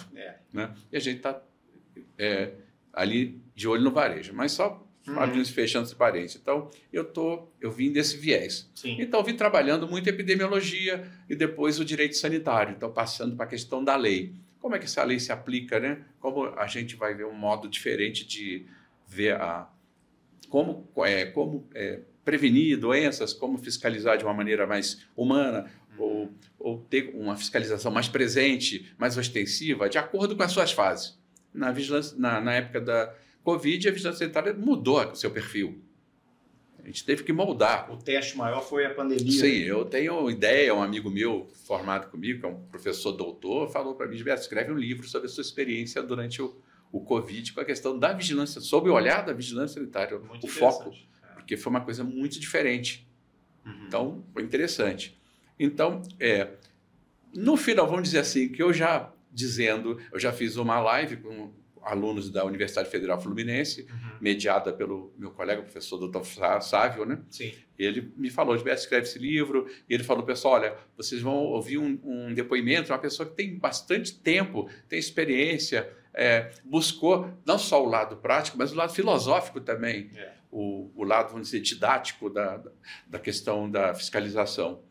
Então, no finalzinho, eu vou botar assim já meio historicamente, né? Sim. No finalzinho de 2022, eu estava, não, 21, finalzinho de 21, eu fui para a Guarda Municipal, aí fui cuidar, que é um lugar que eu gosto demais, muito, o pessoal lá, muito amigo meu, para quem eu mando um super abraço, lá para os meus colegas, para o Tomite, comandante, muita coisa bacana. Nossa, eu vivi. Né? Não, a GCM, ela mudou a característica dela, hoje ela tem uma importância muito grande na segurança pública, mas abriu esse viés. Então, eu tive uma ideia, no final, em dezembro, quando eu entrei, que nossos cães eram facilitadores no convívio com os idosos, lá no São Miguel Arcanjo. Lá tem um asilo, né? É uma casa de repouso, vamos falar, a gente chama de ILP, né?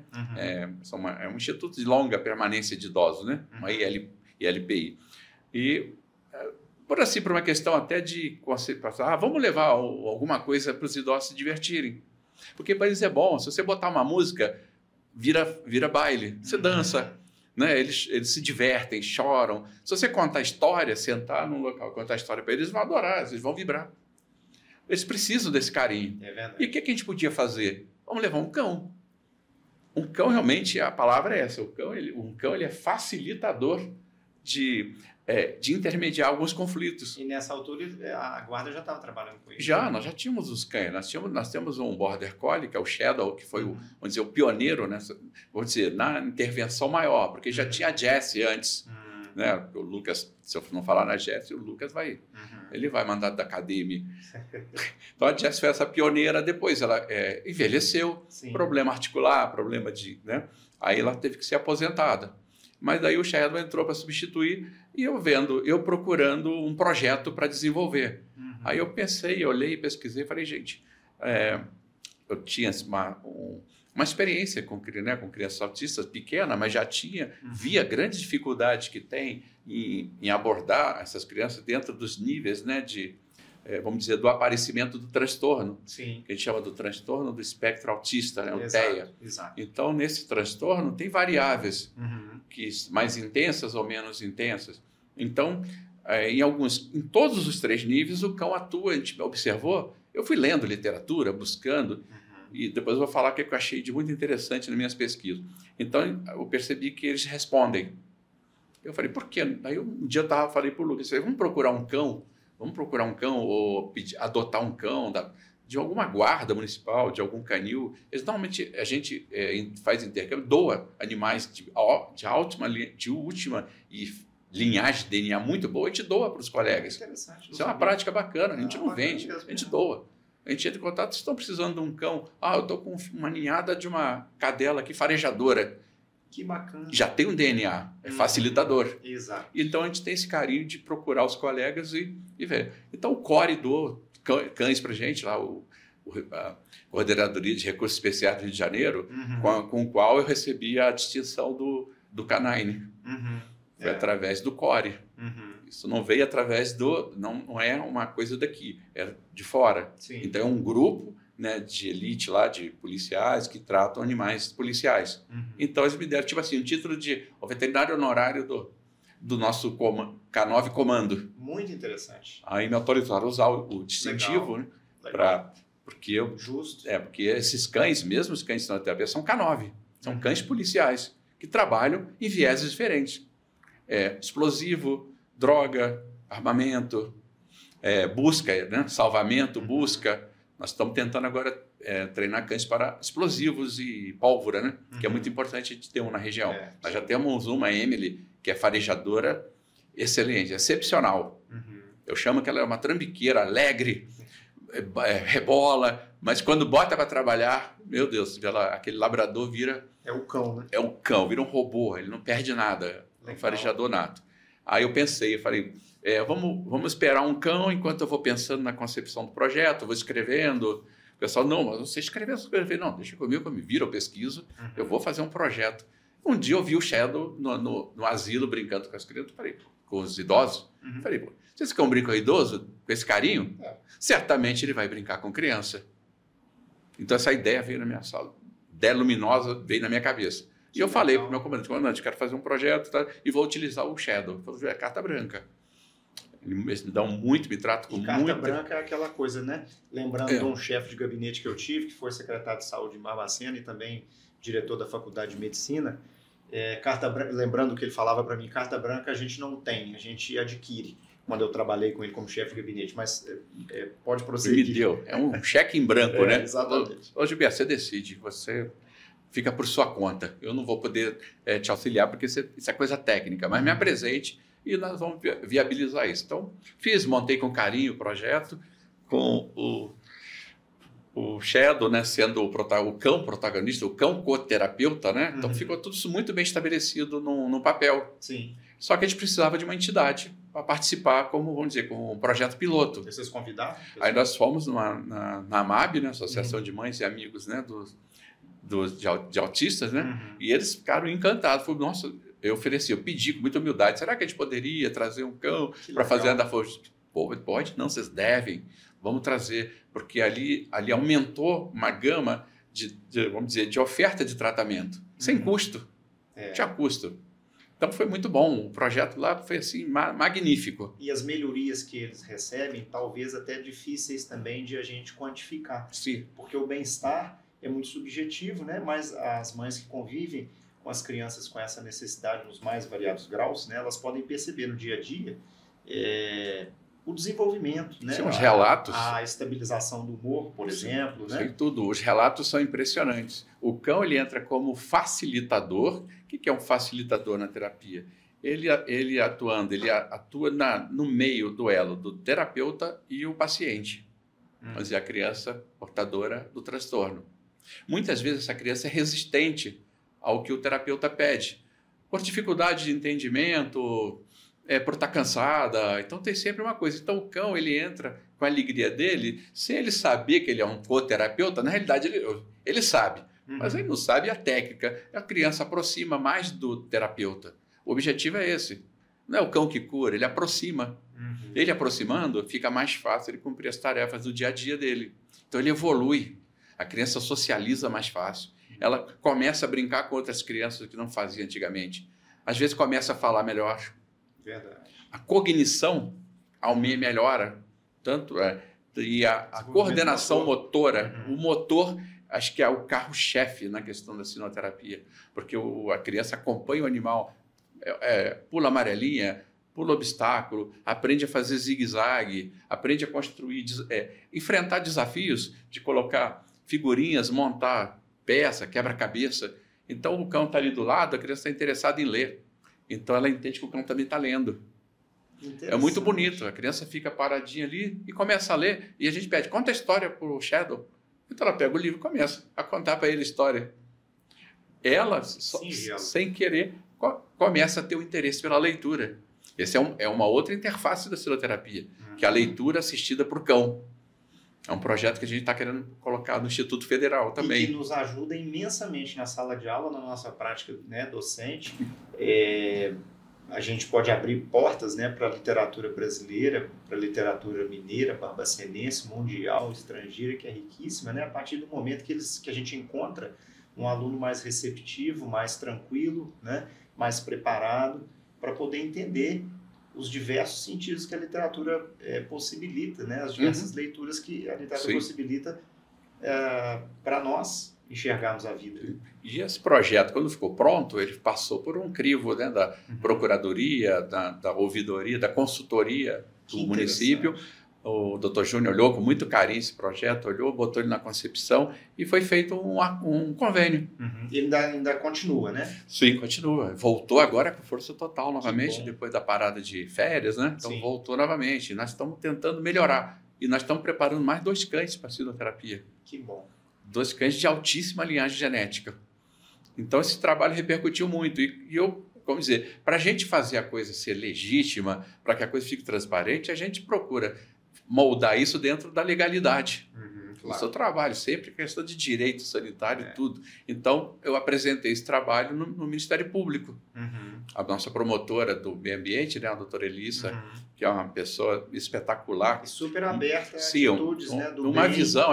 Sempre querendo fazer acontecer de forma positiva, né, bem intencionada. Sim, ela tem uma visão muito ampla da questão, né, até da questão de saúde também. Ela entende também que o meio ambiente tem tudo a ver com saúde. Claro. Então, nós levamos ela com uma colega que é a proprietária de uma clínica, né, de tratamento de crianças também, né, portadoras de TEA, doutora Isabela. Elas foram lá, eu apresentei o trabalho, assim, com muita humildade, porque eu ainda estava pisando num campo muito empírico ainda, né? Mas elas gostaram demais da ideia. Ela falou, Gilberto, é isso que a gente está precisando. Você tem carta branca, outra carta branca, né? Para você tocar esse projeto, conte conosco. E esse projeto, depois de tudo feito, arrumado, ele legalizado, né, autorizado pelo nosso prefeito Carlos Duque, também, que tem outra visão espetacular de saúde, né, como um todo, né? Sim. Também entende muito a questão do ambiente geográfico. Ele nos autorizou, nós fizemos. E desse trabalho, a gente teve a distinção de receber ser contemplado através de um projeto apresentado que foi visto, né, pelos órgãos ambientais. Nós ganhamos uma ajuda financeira, né, nesse projeto para poder investir mais no projeto.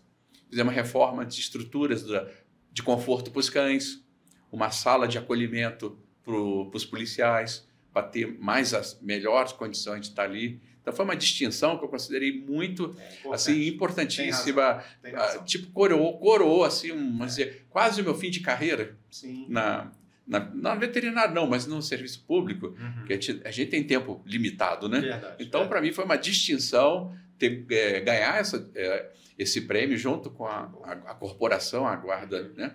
A Guarda Municipal de Barbacena, que nós já falamos que se destaca a cada dia, né? Pela sua competência, pela sua seriedade, pela prontidão em atender o cidadão. É verdade. Então, isso não tem preço. Então, a gente foi muito, sabe, eu agradeço muito para a doutora Elissa, lá para o Sérgio também, Sérgio Aires, né,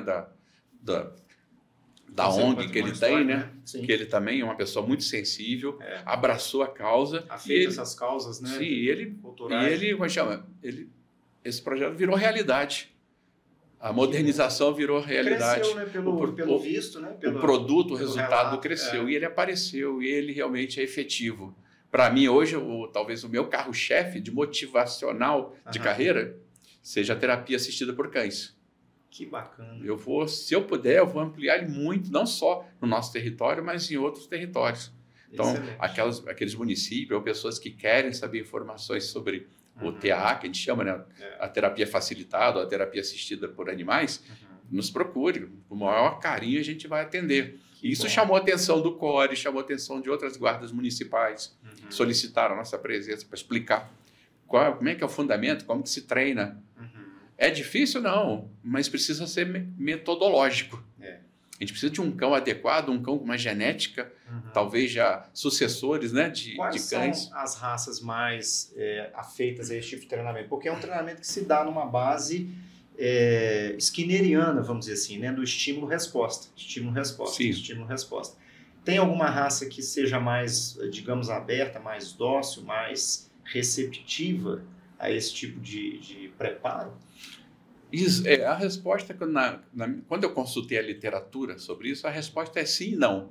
Existe sim para os que já trabalham com a sinoterapia, cães que, vamos dizer, igual o Shadow, já estava lá, foi adaptado, deu certo. Tudo bem. A gente não precisou buscar. E o não, para dizer assim, não existe uma raça cientificamente comprovada que seja melhor ou pior. Lógico, alguns cães podem estar excludentes, cães com índole mais, vamos dizer, de ataque, cães que são nervosos, que possuem um poder letal maior, que pode machucar ou intimidar uma criança ou seu condutor na hora da sinoterapia. Então, o que a gente observa na prática? Algumas raças são muito especiais. O Border Collie praticamente foi uma adaptação que se deu muito bem. Muitos falam, nossa, Border Collie, cachorro agitado, corre, pula a ladeira, blá, blá, blá, mas ele treina. E alguns têm um comportamento como o Shadow, parece que já é dele. Parece que já nasceu com o DNA carimbadinho, né? Para isso, né? Terapia assistida por cães, crianças. Que coisa bacana, emocionante. Autismo. Emocionante. Pastores alemães bem treinados também são um destaque. O Golden Retriever, que é aquele cachorro maravilhoso, né? que chega já se entregando de alegria, né? Exatamente. As crianças gritam, ficam nervosos com ele, quer brincar, quer abraçar. Nós temos o exemplo da Jade, da PM, né? Da Polícia Militar, do Roca, que foi um dos pioneiros. Da nossa unidade aqui, né? Sim, da nossa unidade, que foi um dos primórdios vamos dizer, da sinoterapia. Só que eles trabalham com múltiplas patologias na APAI. Eu vou citar até aqui, na época, o sargento Vilcimar, né? O Prenace, que você conhece. São os treinadores, né? Eles foram que conduziram, né, no início essa terapia. Isso também muito nos inspirou também, quando eu direcionei o foco para o autismo, que não tinha um foco direcionado só para eles.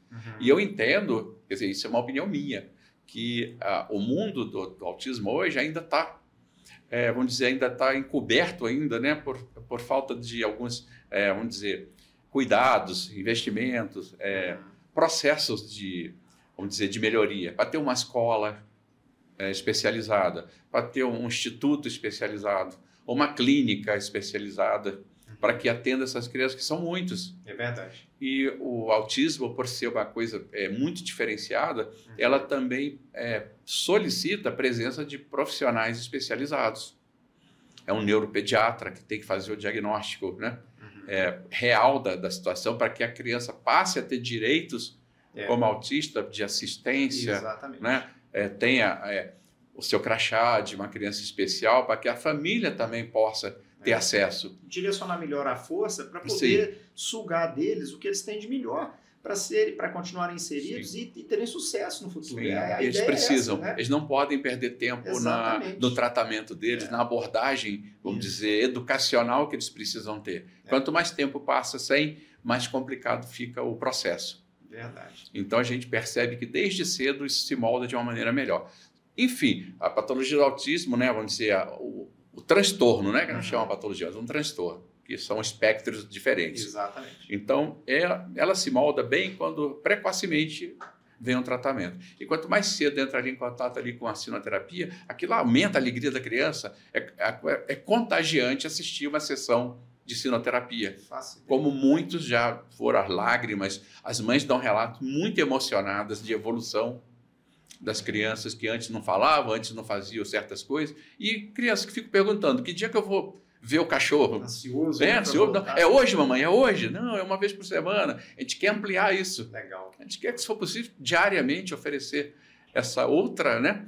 Uma outra maneira, uma outra terapia, que não é complicado, e ela é muito prazerosa, e ela dá sinais muito bons de efetividade. E o gancho que eu queria pegar, o que acontece com a sinoterapia no Brasil hoje? É muito interessante.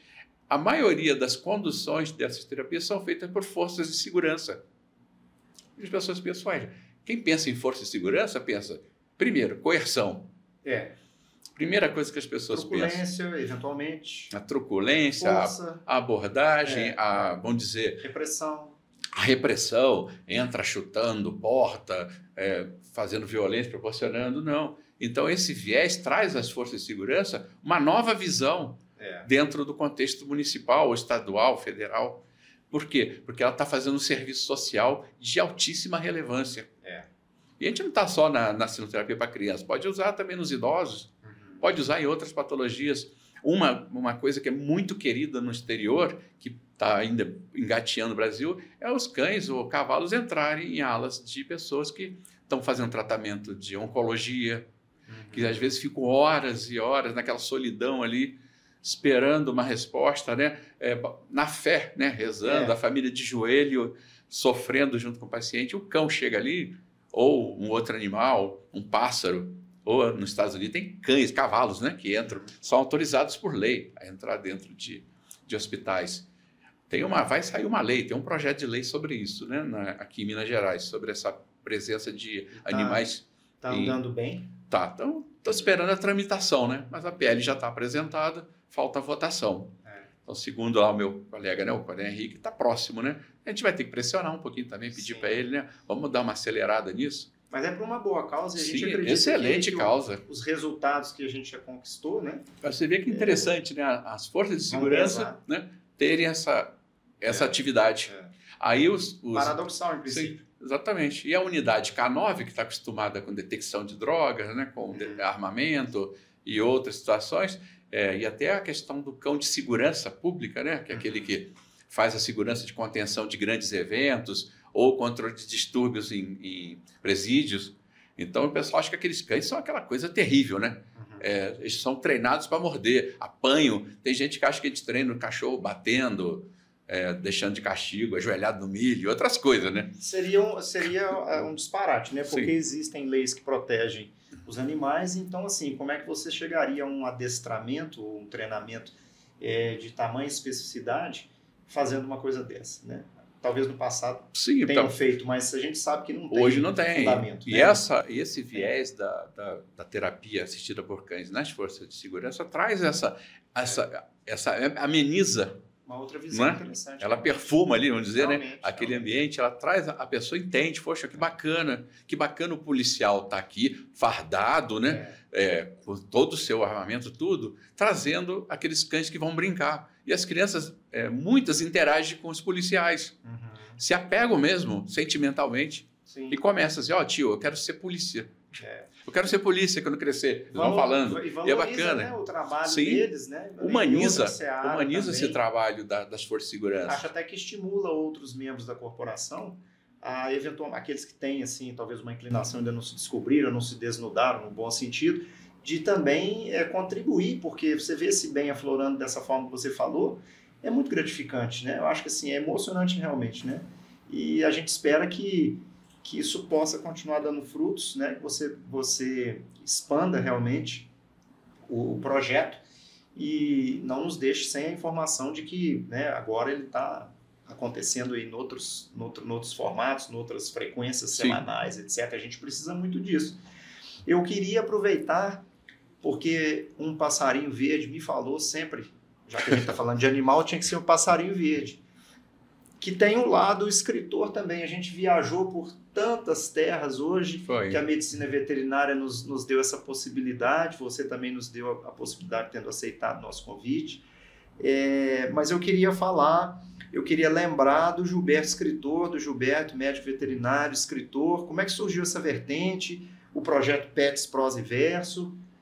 Fiquei sabendo que você participou do primeiro Festival Literário de Barbacena, FLIBA, que foi realizado no ano 2024, uma parceria entre a Academia Barbacenense de Letras e a Fundação Porfírio José Máximo de Magalhães, em Barbacena. Como é que foi essa participação? Como é que se deu esse mergulho nas letras, na literatura? Como é que é essa história também, essa face? Rodrigo, isso aí você vai tirar leite de pedra agora. Isso aí. Você vai buscar lá nos primórdios da minha vida. Bom, com 14 anos de idade, eu fiz uma primeira experiência. Eu sempre fui leitor.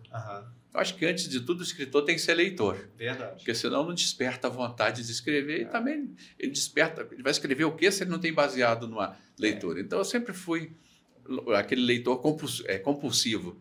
E eu sempre fui atirado. Eu sempre lia 5, 6 livros de uma vez.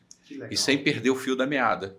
E com meus 14 anos, uma vez fazendo um ensaio, brincando, eu escrevi uma poesia. Eu escrevi uma coisa, depois eu vi que era uma poesia. Eu organizei aquilo que eu escrevi. Aleatoriamente no primeiro momento. Né? Aleatoriamente, um tema totalmente desconexo. Eu peguei uma coisa lá, juntei as estrofes ali e falei, gente, eu escrevi uma poesia. E ficou assim, né? Parecia sem pé nem cabeça. Para mim tinha um contextozinho, né? Sobre o assunto, mas ele foi totalmente aleatório. Aí eu passei a gostar e comecei a escrever. E o meu viés sempre foi poesia. Eu escrevia poesias românticas, baseado talvez na minha maior inspiração poética, Gonçalves Dias. Eu acho o maior, assim, a maior estrela, a maior tudo na poesia brasileira, né? Nossa literatura. A poesia deles identifica com tudo aquilo que eu sempre vivi e que eu vivo até hoje, o amor. Ele sempre escreveu as dores do amor. Isso para mim, falei, poxa, encaixei aqui na poesia do Gonçalves Dias. Na verdade, há poucos temas sobre os quais falar, né? Então, a gente está sempre lidando com aquelas dificuldades, aquela luta universal do homem, vamos dizer assim, né? Não, sempre. O homem passa a vida toda brigando e sofrendo ou tendo as suas felicidades em relação ao amor. Sobre todas as formas. Mas eu sempre vi o amor em forma de amor homem e mulher. Depois eu passei, escrevia, aí eu transferi isso aí para poesia infantil, poesia para meus filhos, família, irmãos, aí foi expandindo. E isso foi acompanhando a minha vida, assim, paralelamente, mas eu não tive nunca uma experiência, vamos dizer, aquela experiência única que me deu, foi o gatilho para que eu passasse a acreditar que eu poderia fazer publicações sobre isso.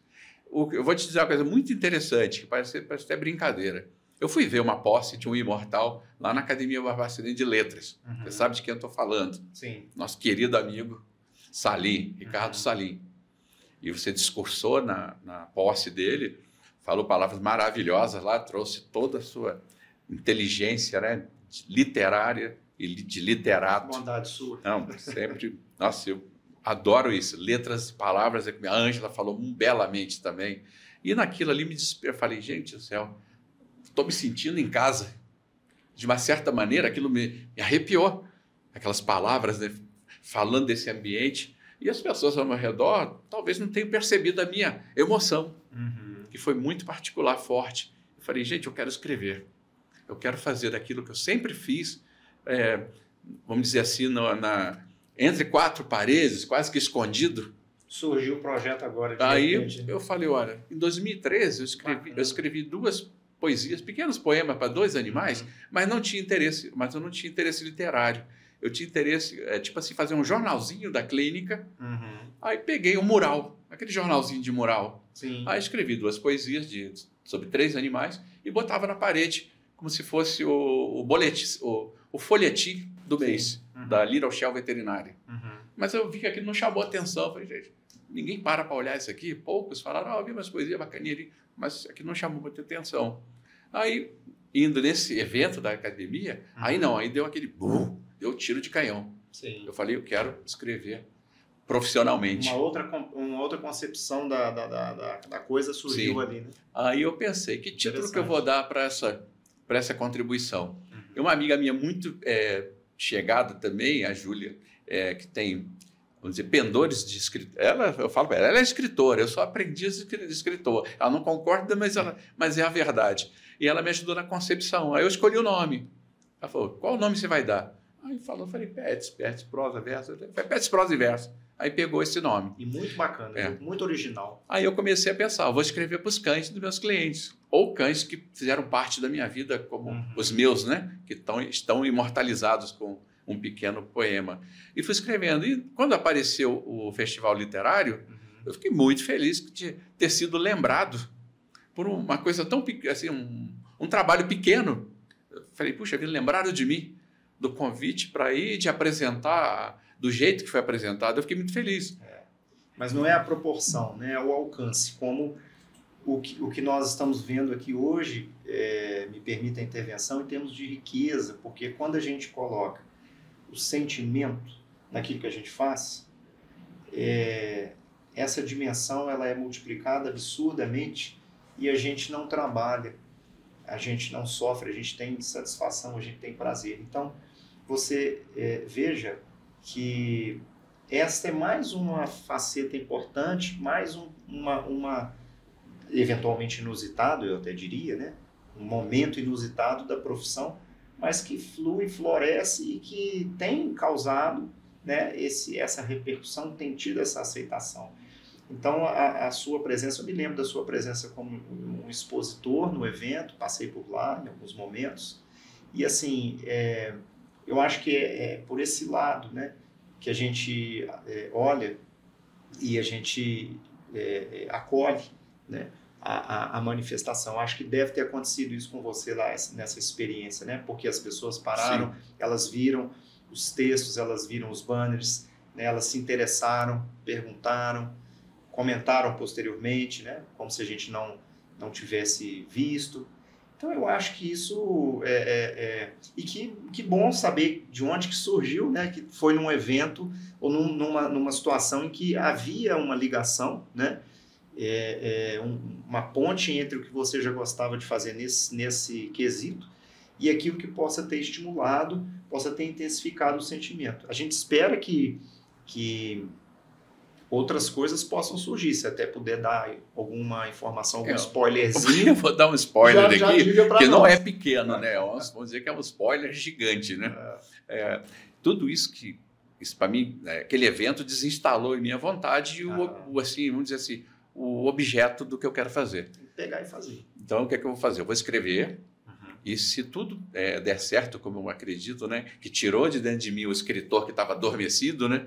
Que sempre eu ficava ali escondido com minhas anotações, que dificilmente eu mostro para alguém, eu revelo. Eu tenho uma produção literária até interessante em termos de volume. Mas o viés que eu quero mais agora é o PETS Prosa e Verso, é o projeto. Muito legal. Então, vou trabalhar ele e na próxima Flipper, se eu for tiver só essa coisa, eu vou lançar o meu livro. Estará lá, não há dúvida. Vou lançar meu primeiro livro, minha primeira produção como escritor. E já dentro do que eu gosto, da literatura, da poesia, né? E, lógico, o grande homenageado, já vou dar, a dica é Gonçalves Dias, né?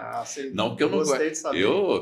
Eu também digo ali que o Olavo Bilac também está ali com Via Láctea, ele está no páreo, que é uma belíssima, de uma poesia, de um texto, não tem, é magnífico. Maravilha. É de uma construção gigantesca. Então é isso, estou com essa ideia. E posso evoluir para outra coisa também. Um livro também de textos, né? Sim. A minha história da vigilância sanitária. Eu ia te lembrar desse detalhe para poder não apenas lembrar do nosso professor, mas porque eu acho que isso é extremamente relevante para resgatar e registrar o período que nós tivemos, que foi um período assim, muito triste para todos nós, né? O ser humano, sobretudo latino-americano, é muito gregário, muito festeiro, e a gente ter se visto numa situação de reclusão foi algo realmente muito difícil, né? Então, assim, a aceitação foi muito difícil, né? E você, diante daquela situação, comandando, né, o pessoal, tendo que zelar por esse conceito básico da saúde mais globalizada, vamos dizer assim, mais holística até. Então, acho que a gente não podia se esquecer, não podemos nos esquecer da ideia do nosso professor, né? Acho que vale a pena também ter o trabalho dedicado a essa seara, porque é importante deixar essa memória para outros, né, terem acesso. E a gente espera também que não ocorra tão cedo, que seja aí 100, 150 anos, 120 anos, já está de bom tamanho, né? Eu queria muito e preciso demais renovar o agradecimento pela sua participação, por ter aceito o convite de estar aqui conosco. Fiquei muito feliz durante toda essa conversa, a riqueza de detalhes da atuação do médico veterinário, as suas interfaces com outras áreas, buscando o bem-estar, gerando o bem-estar para a coletividade.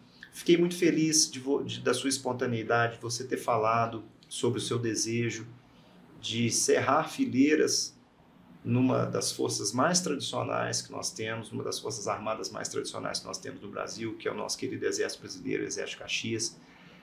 Você conquistou seu sonho, o quadro estava fechado, você deu sorte, o quadro reabriu, você aprendeu muita coisa, mas também deixou muita coisa lá para eles, amizades que ficaram. Sim. Isso tudo é muito emocionante, a gente está muito feliz, nós esperamos esse momento para sorver, para aproveitar como se fosse um bom vinho, como se fosse uma boa cerveja que a gente gosta de partilhar muitas vezes, e todos os brasileiros gostam, ou a maioria.